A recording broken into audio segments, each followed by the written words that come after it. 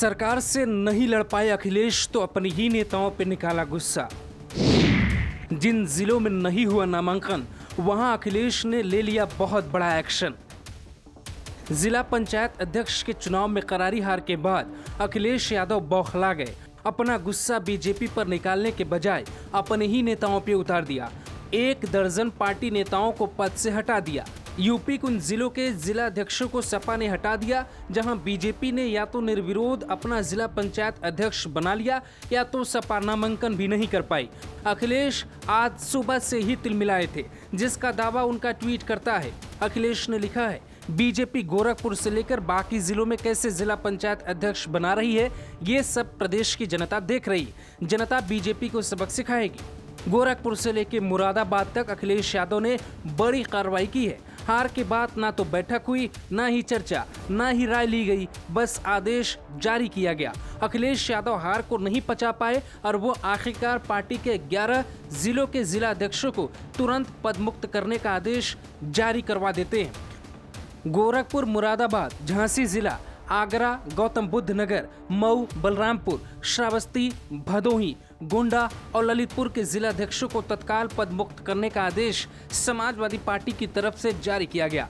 Party सूत्रों का कहना है कि पद से हटाए गए नेता जिला अध्यक्ष पद को नहीं जितवा पाए, जिसके कारण अखिलेश बेहद नाराज हो गए। हैरानी की बात ये भी है कि इन 11 जिलों में समाजवादी पार्टी के नेता अपना नामांकन भी नहीं भर पाए। गोरखपुर की तस्वीरें देखकर आप अंदाजा लगा सकते हैं कि सपा 2022 में चुनाव जीतने का सपना कितना हद तक सही देख रही है। गोरखपुर में जब बीजेपी के नेताओं के सामने सपा नेता पड़े तो फिर वहां क्या हुआ, तस्वीर इसकी बानगी करती है। जबकि मुरादाबाद में समाजवादी पार्टी का गढ़ माना जाता है, अखिलेश की पार्टी वहां नामांकन तक नहीं कर पाई। जबकि 2019 में मोदी लहर के बाद भी समाजवादी पार्टी वहां से संसदीय चुनाव जीत गई थी।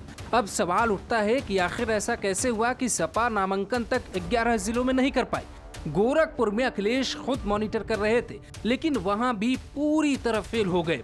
पार्टी ना तो नामांकन कर पाई और ना ही अपना सम्मान बचा पाई। भदोही में सपा का वर्चस्व ठीक ठाक है, लेकिन वहां भी फेल हो गए। श्रावस्ती में भी समाजवादी पार्टी की एक नहीं चली और नामांकन करने में फेल रही।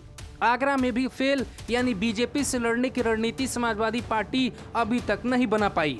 हालांकि अखिलेश ने कुछ दिन पहले ही यह आरोप लगाया था कि जिला पंचायत अध्यक्ष का चुनाव बीजेपी नहीं सपा बसपा लड़ रही है। साफ है कि बीजेपी ने बाजी मार ली है और बीजेपी के सामने समाजवादी पार्टी की प्लानिंग पूरी तरह फेल रही है। बेशक अखिलेश यादव गुस्सा होकर पार्टी नेताओं को पद से हटा दे, लेकिन सवाल यहीं खत्म नहीं हो जाता है। अखिलेश यादव अगर इसी प्लानिंग के साथ 2022 में चुनावी मैदान में जाने के बारे में सोच रहे हैं तो उनको ये समझना होगा बीजेपी की रणनीति अभी उनसे बेहतर है। Bureau report, global Bharat TV.